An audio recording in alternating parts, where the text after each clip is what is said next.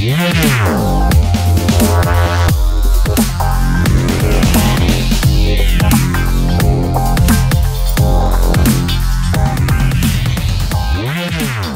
guys, and welcome to part 2 of the Corpus device walkthrough.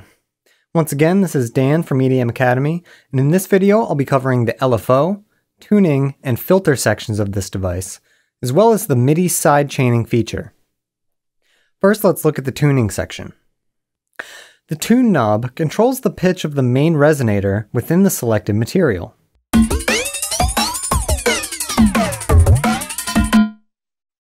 The fine knob lets you adjust this pitch by values of less than 1 semitone.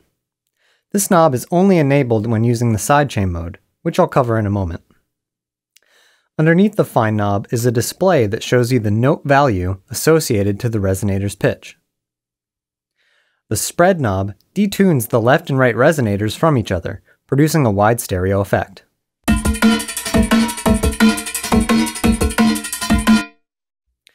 That covers the tuning section. Next, let's look at the filter and output section. This section contains a simple filter, which can be controlled using the graphical display or the 2 sliders.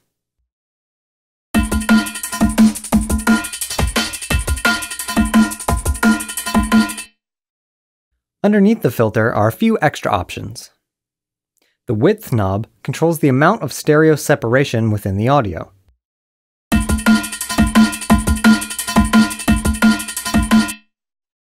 The bleed knob helps reintroduce high-frequency content back into the sound. This is useful when using a lower quality and Corpus is producing a muffled sound.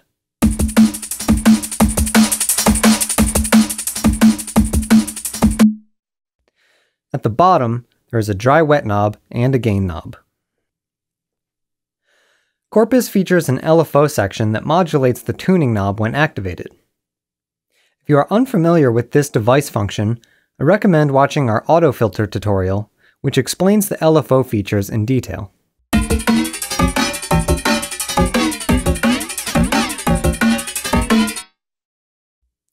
Finally, let's take a look at the Midi Sidechain function. To access this part of Corpus, click on the arrow icon in the top left. This feature allows you to use a MIDI controller or keyboard to control the pitch of the active material. In order to get this function to work, you must create an additional MIDI track within Ableton. Afterwards, you may select this MIDI track in the first drop-down menu. Make sure the MIDI track is armed so that it receives incoming MIDI inputs. Now you can turn on the frequency MIDI control and use your MIDI inputs to control the notes outputted by Corpus.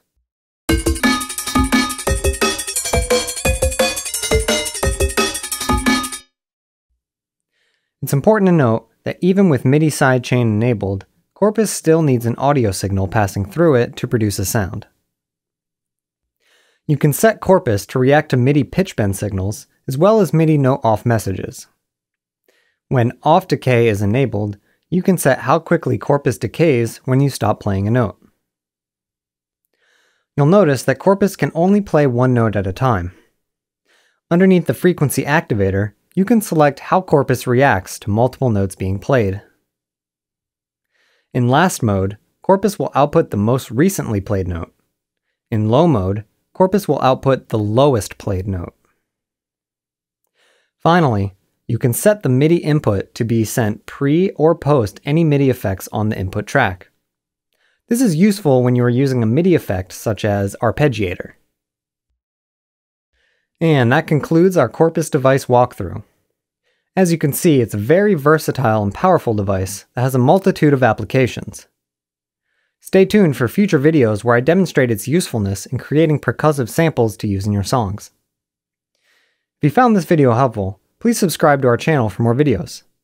Also, we at EDMA want to know what tutorials you guys want next from us, so leave a comment below or send us an email. That's all for now. To learn more about Ableton devices and for more video tutorials, visit edmacademy.net.